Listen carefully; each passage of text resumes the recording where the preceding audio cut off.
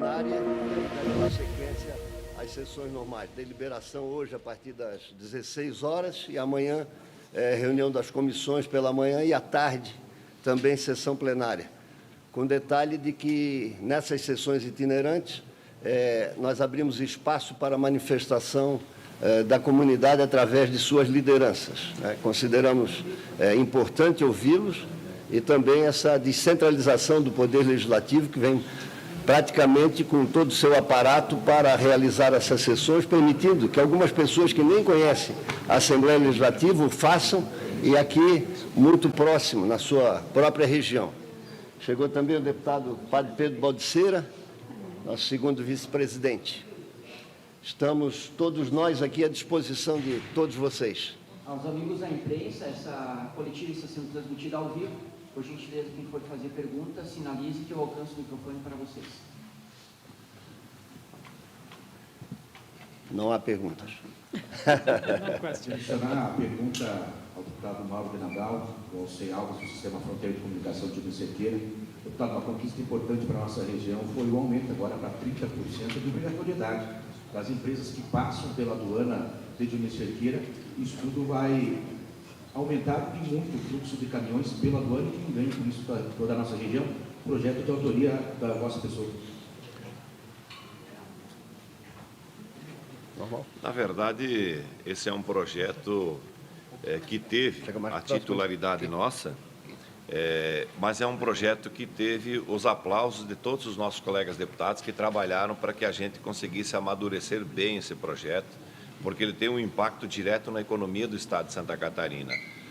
No tempo em que nós fixamos a obrigatoriedade para quem importa desses países, que são países próximos aqui a Santa Catarina, entrarem com os produtos pela fronteira seca de Dionísio Cerqueira, nós vamos dar, evidentemente, um pouquinho também, não digo um desgaste, mas um desequilíbrio na atividade costumeira de todas essas empresas, mas para o Estado de Santa Catarina, que já contribui significativamente com os benefícios fiscais, um grande avanço para a economia catarinense, porque nós vamos gerar empregos, vamos gerar oportunidades para esta região nossa que é mais distante da capital do Estado de Santa Catarina. Então, esta obrigatoriedade, ela faz com que a gente aqueça a economia catarinense, mas ao mesmo tempo a gente gere uma grande oportunidade de trabalho para as pessoas que vivem aqui no extremo oeste de Santa Catarina. Então, eu vejo que, acertadamente, todos os colegas deputados foram favoráveis a essa iniciativa e o governo do Estado também abraçou, determinou e fez com que isso verdadeiramente acontecesse. Hoje nós já estamos sentindo o grande impacto de todo esse momento, por quê? Porque a mão de obra já está quase faltando aqui para toda a nossa região e a nossa expectativa era que em 10 anos eram 15 mil empregos e isso já está acontecendo nesse momento sem nós estarmos aí com 30%, 40% de toda essa estrutura já montada e organizada. As rodovias, a bancada do Oeste já está trabalhando, tanto as federais quanto estaduais, e isso nós já conseguimos visualizar e ver que verdadeiramente não é só um discurso, é obra, é ação. E aqui eu destaco verdadeiramente a força das bancadas regionais, porque foi um trabalho que nós todos abraçamos, né? Nós aqui do Oeste Catarinense, junto com o nosso presidente, Júlio Garcia, a gente tem abraçado isso como meta de trabalho, de realização e com resultados positivos para a sociedade. Por isso que nos orgulha por demais estarmos aqui com o Parlamento e vendo as coisas acontecerem na prática. Presidente Júlio Garcia, Felipe da Rádio Centro-Oeste de Pinhalzinho, o senhor, uma das primeiras ações assumindo a presidência da LESC foi manter a LESC itinerante. Como é que é vir para o Grande Oeste, como é que é estar em todas as regiões, a importância desse momento de sair de Florianópolis e trazer todos os deputados, ano passado em Chapecó, neste ano aqui no extremo oeste catarinense? Olha, a decisão de manter as sessões itinerantes da Assembleia, ela deveu-se exclusivamente ao sucesso das sessões anteriores. Não tinha como nós modificarmos e não passarmos em outras cidades. Por exemplo, no Oeste, passamos em Chapecó e agora aqui em São Miguel do Oeste.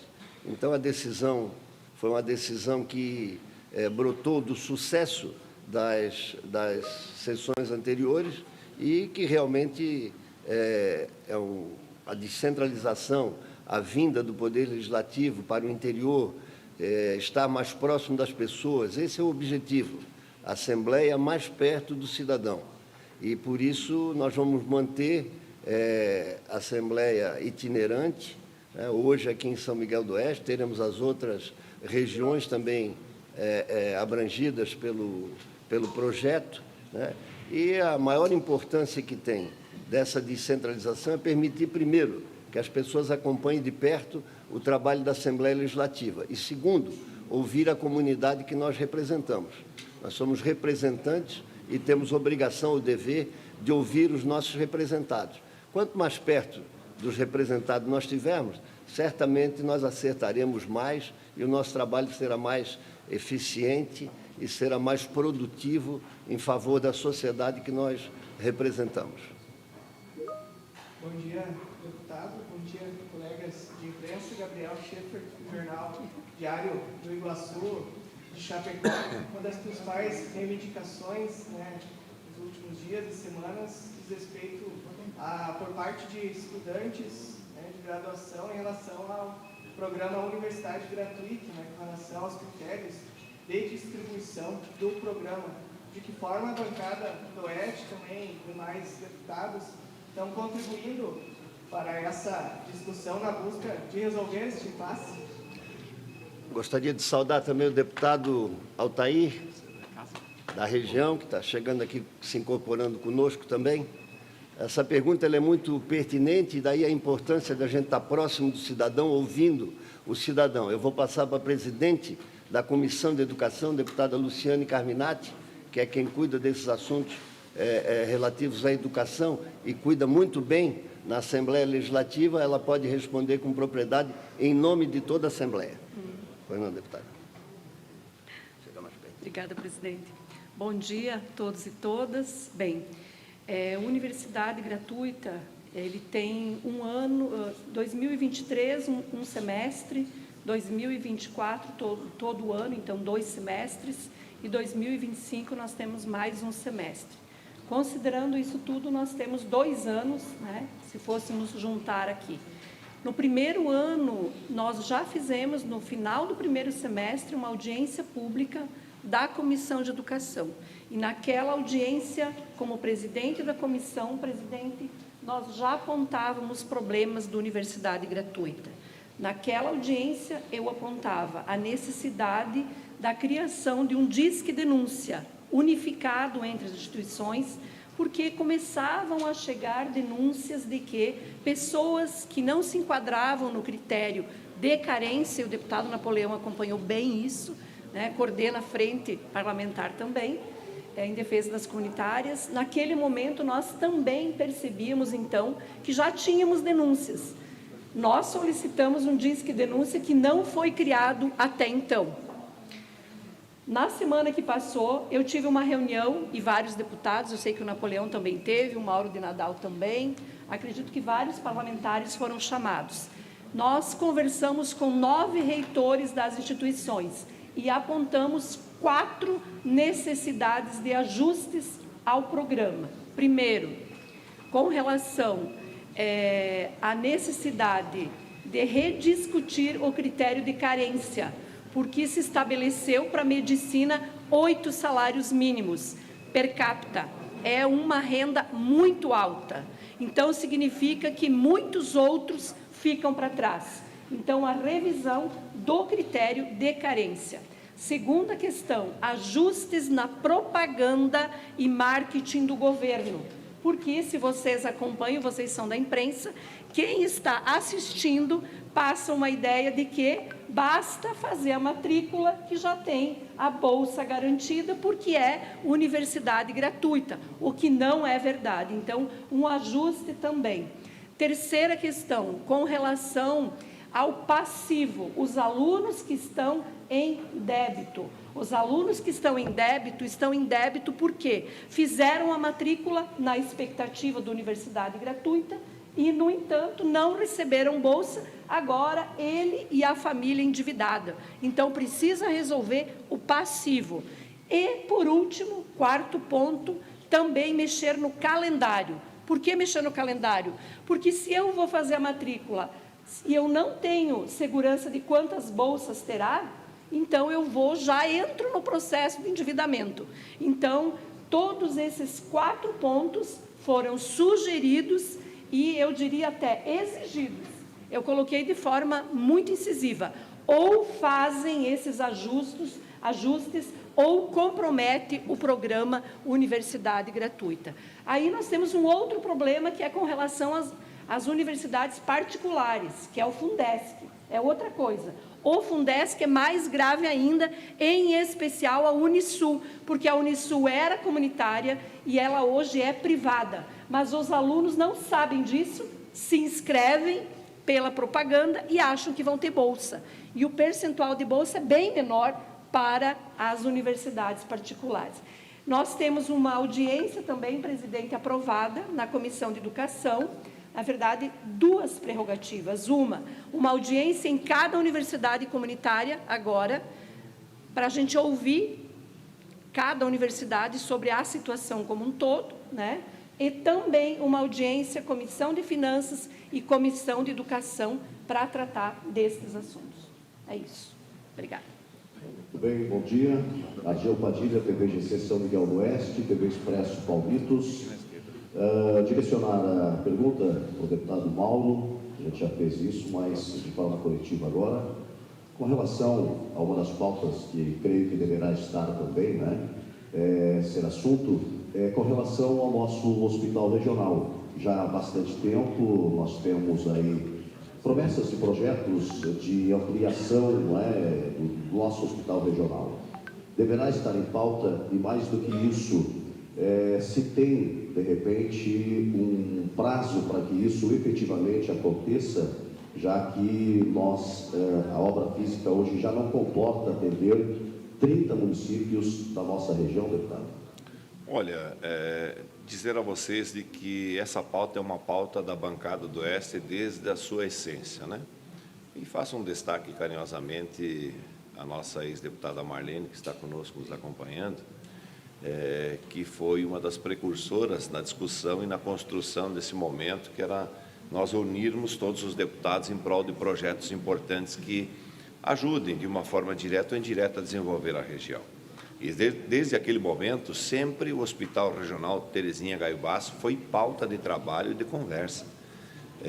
E nesse momento em que a Assembleia está aqui em São Miguel do Oeste, nós vamos ter algo importantíssimo, que é a presença do secretário de Estado da Saúde em uma sessão onde nós vamos permitir a manifestação de entidades falando sobre esse tema e, ao mesmo tempo, também nós vamos ter a instituição, a administradora e mantenedora do hospital, que é o Instituto Santé, também falando sobre o nosso hospital.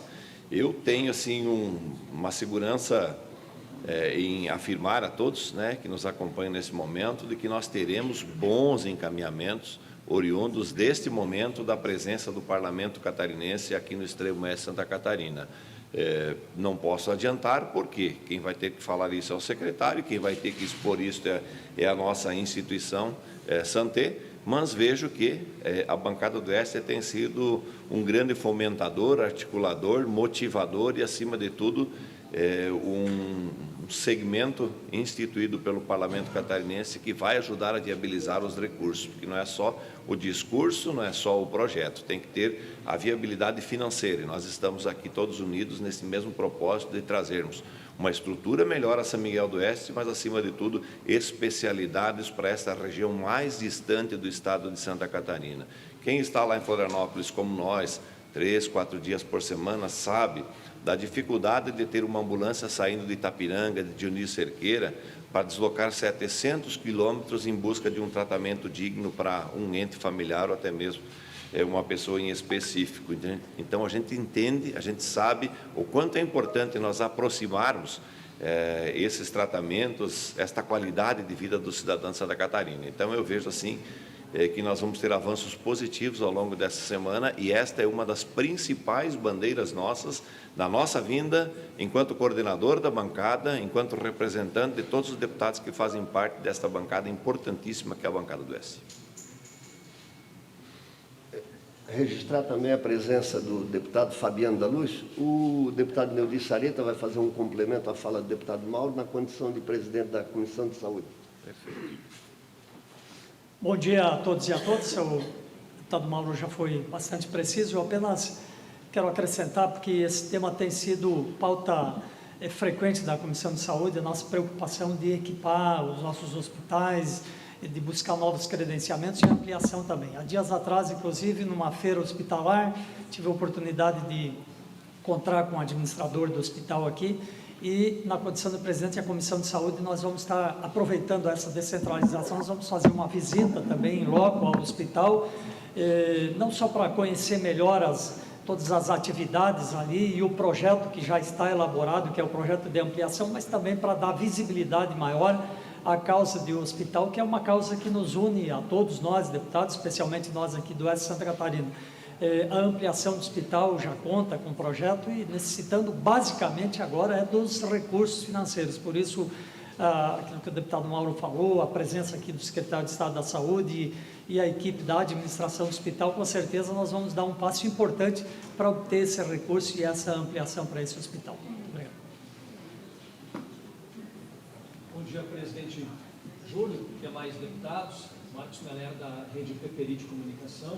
Além da saúde, que o Padilha comentou há pouco, nós temos uma demanda crônica aqui na região, que são as rodovias, em especial as federais.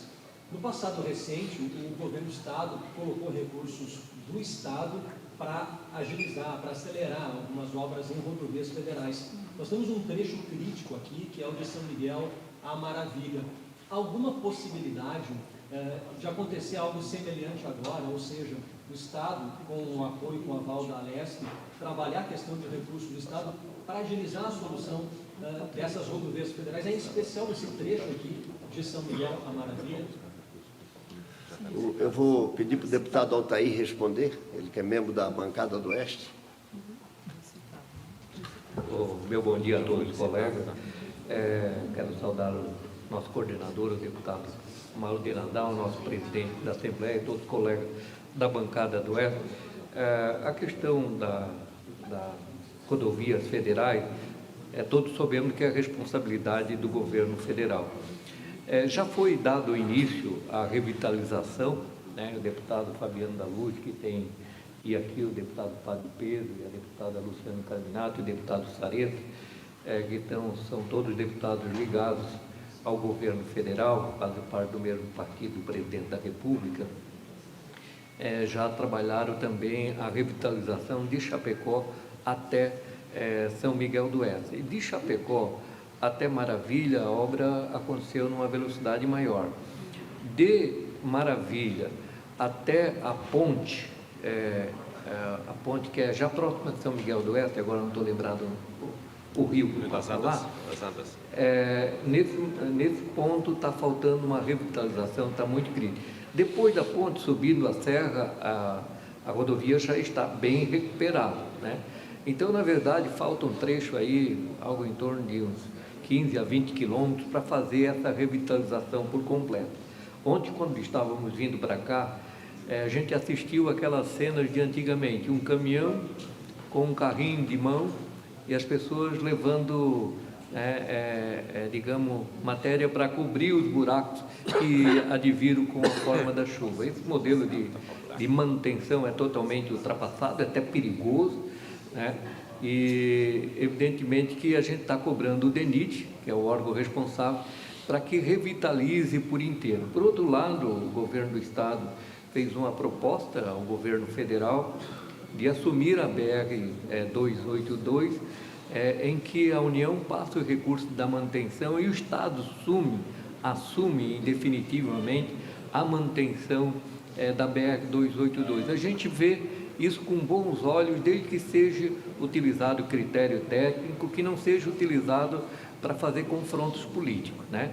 A bem da verdade, no governo Moisés, a bancada do Oeste conseguiu 100 milhões de reais que foram aportados aqui na 163 e a população viu os benefícios desse recurso, que foi uma articulação da bancada do Oeste. Agora, o novo governo não tem esse entendimento, né, de passar recursos do governo do Estado para obras federais. Então, dizer que isso é possível, respondendo à tua pergunta, o atual governo do Estado não tem demonstrado interesse de colocar dinheiros de recursos estaduais em obras federais. Então, nós vamos depender das ações do DENIT e do governo federal para a revitalização da BR-282. Pedir para o deputado Fabiano complementar, ele tem outras informações adicionais às do deputado Altair Silva. Bom dia, presidente, colegas deputados, bom dia a todos. Bom dia, Fabiano. Bom dia. O senhor está representando o governo Lula. Primeiro, a revitalização do trecho de Chapecó até Maravilha andou, inclusive naquele trecho do trevo de Pinhalzinho, que era histórico o problema, conseguiu a revitalização. O trecho Maravilha São Miguel teve uma ação judicial das empresas que ficaram em segundo e terceiro lugar. Essa ação judicial, por 2 anos, ficou rolando na justiça, até que finalmente conseguiu ser liberado. E o primeiro trecho que está sendo recuperado é do trevo da BR-282 em direção a Palmitos e São Miguel, para depois vir esse trecho para cá. O segundo ponto foi a federalização do trecho de São Miguel do Oeste até Itapiranga. São 2 situações ali. A da ponte, que agora o IBAMA exigiu um estudo ambiental sobre a área antes da licitação acontecer. E para federalizar o trecho de São Miguel a Itapiranga, o DENIT está exigindo do Estado algumas adequações, que aí envolvem o contorno de Porã, o contorno de Descanso e o contorno de São Miguel do Oeste, para que possa ligar esse contorno até a altura em que vai fazer a ligação com o posto da Polícia Rodoviária Federal. Então, esses são os trechos de entendimento que estão sendo tratados entre o DENIT e também o DEINFRA, para que esse trecho nosso aqui do extremo consiga ter a revitalização devida. E o outro ponto também é que o DENIT contratou várias empresas, foram divididos em 6 trechos, as novas adequações da BR-282 de Lages até São Miguel do Oeste, que inclui terceiras faixas, viadutos, novos trevos, novas rótulas. E agora nós estamos no prazo das empresas entregarem esses projetos ao DENIT para que ele possa fazer uma nova licitação para fazer todas essas adequações. Então, realmente, esse trecho de Maravilha São Miguel ficou 2 anos parado por ação judicial das empresas, e somente agora que liberou que o DENIT foi dando a ordem de serviço para que as empresas pudessem executar as obras. Vejo que o governo está perdendo aí 2 fortes candidatos a secretário de infraestrutura, né? Conhecem o assunto na palma da mão. Vamos lá, pessoal. Bom dia, deputados. Igor Soto, Jornal Sentinela do Oeste, presidente da primeira CONCOP, Cooperativa de Comunicação do nosso Estado. Palma só. Palma só. Deputados, eu acredito que tanto a bancada do Oeste quanto a imprensa que está aqui reunida mostra a força de trabalho e de organização do Estado que tem os menores índices de desemprego. E é a nossa região, é o Grande Oeste aqui, que tem o menor índice de desemprego dentro do Estado de Santa Catarina. Então, obviamente, a nossa classe empresarial, ela sofre com a falta de mão de obra. E aí eu pergunto a vocês aqui, existe hoje algum estudo, alguma coisa que possa beneficiar a nossa classe empresarial para que ela tenha um pouco mais de fôlego, para efetivamente conseguir contratar mais pessoas, pagando mais e trazer daqui a pouco aquele irmão ali do Rio Grande do Sul, para ele vir morar na nossa região, para nós realmente trazer mais desenvolvimento aqui para o nosso oeste? Pedir para o padre Pedro responder para que todos os membros da bancada do Oeste possam também se manifestar.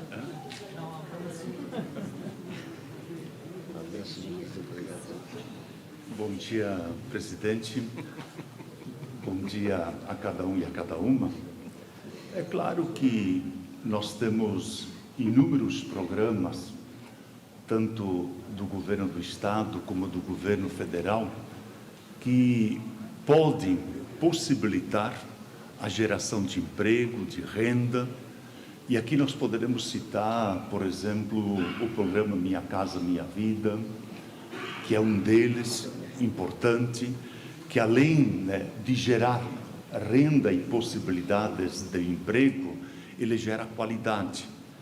E claro que gargalos nós temos em todos os setores, mas tivemos muitos investimentos que ajudaram nesse desenvolvimento total. E eu acredito de que estas políticas, essas ações, poderão sim possibilitar essa geração de emprego, de renda.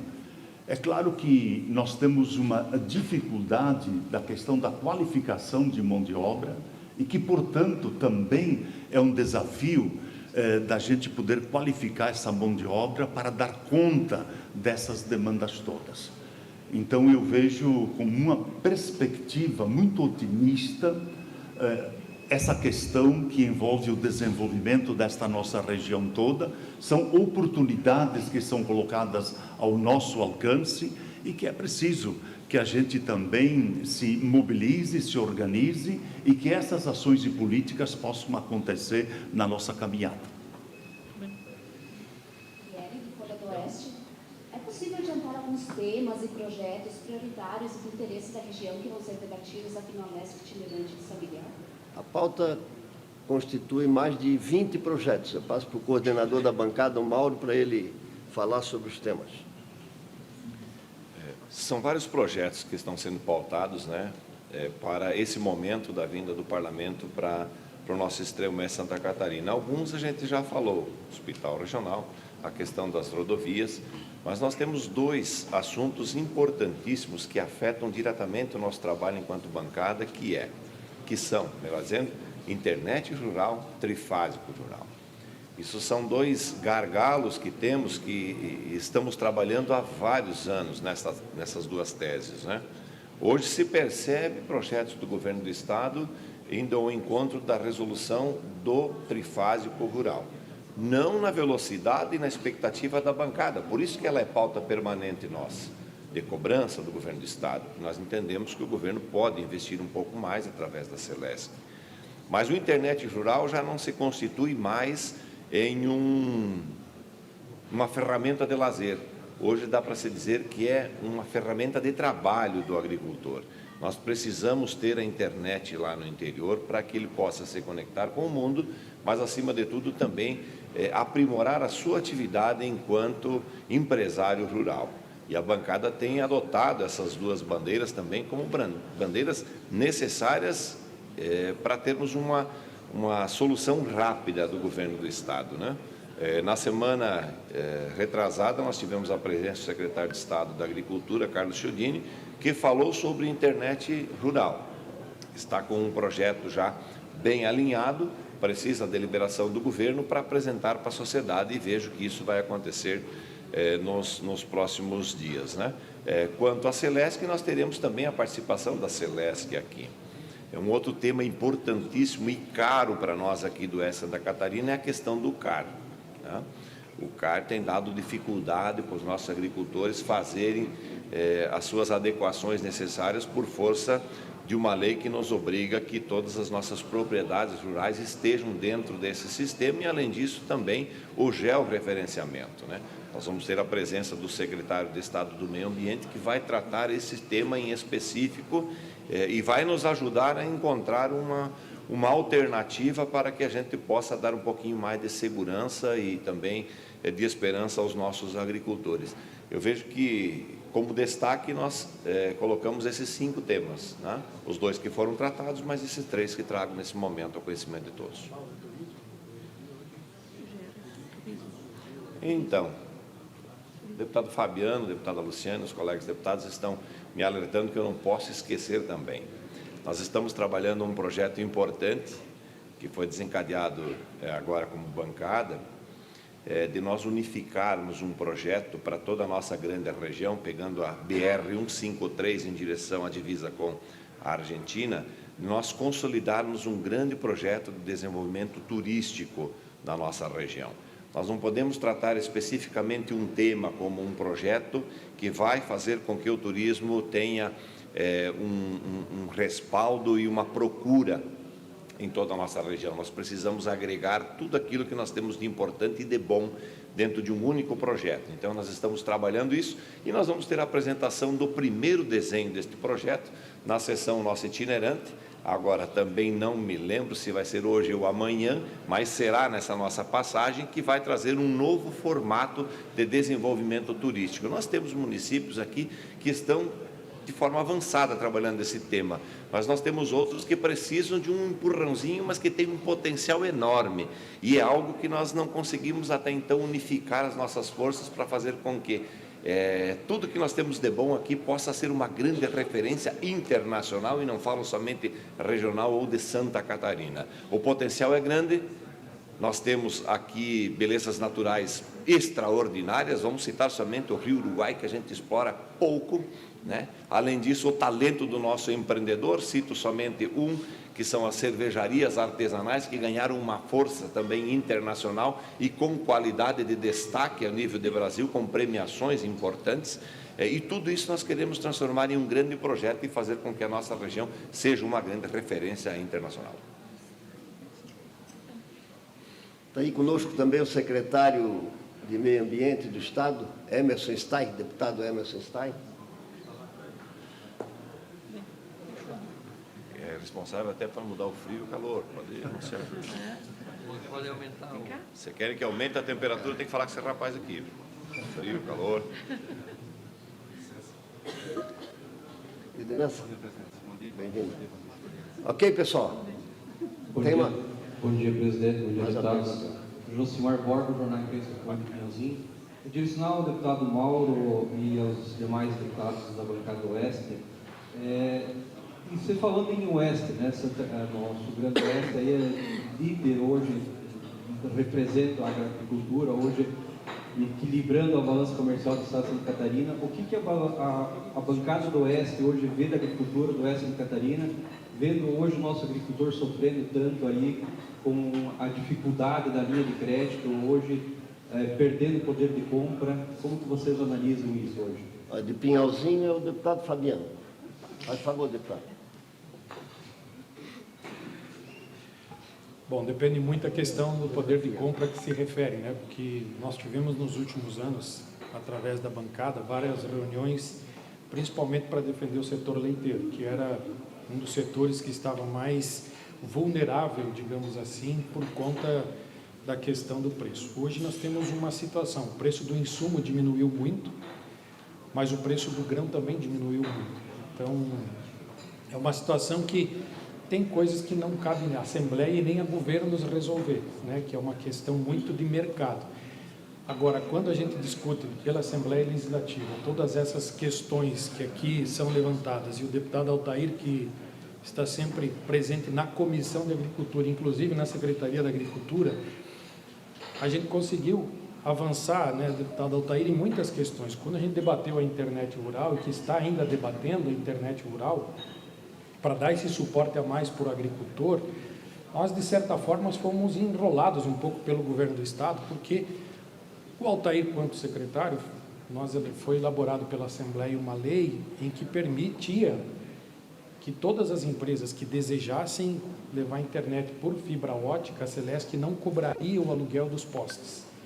Isso, na prática, não aconteceu porque a Celesc cobrou.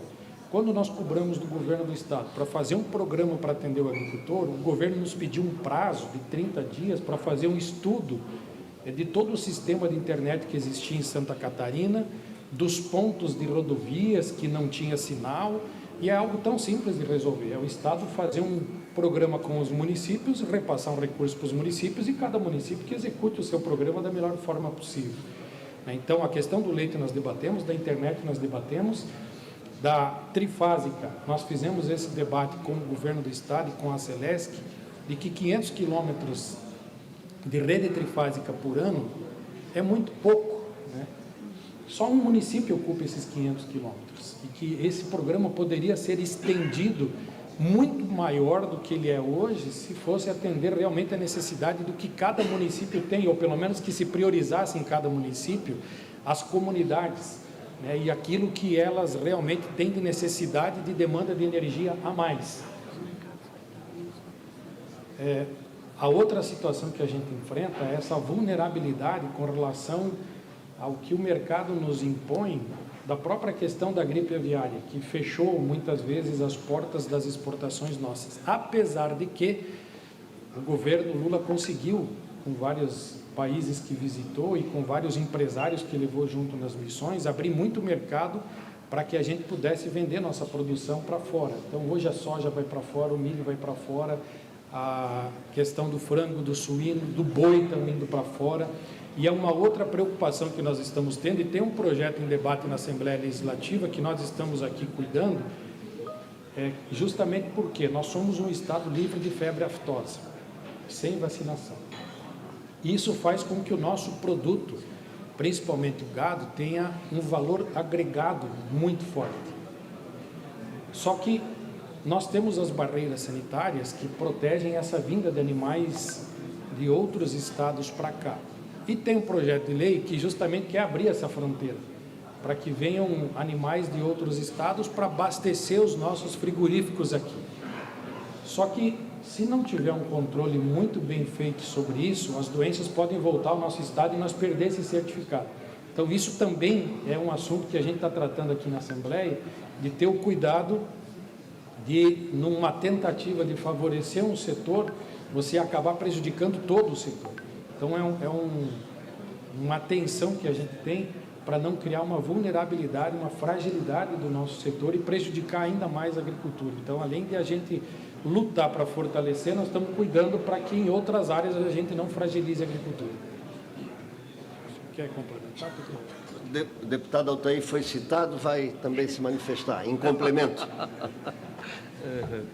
Complementando a fala do deputado Fabiano da Luz, e respondendo dos pontos da pergunta em relação às taxas de juros, realmente as taxas de juros entre todos os setores o que mais afeta o agronegócio, porque o Brasil é um país exportador de alimentos. No mundo inteiro, as taxas de juros para a agricultura oscilam na casa de 2%, 3%. Mesmo com os programas que nós temos, o Pronaf e vários programas, que tem um abate do juro, ele fica na casa aí dos 6%, 7% ao ano. Bem menos da metade da taxa Selic. O fato é que a taxa Selic se aproxima dos 15% e isso afeta por demais o agronegócio, tanto o pequeno produtor como o grande produtor, porque daí falta dinheiro para os produtores captarem e continuar fazendo seus investimentos na propriedade.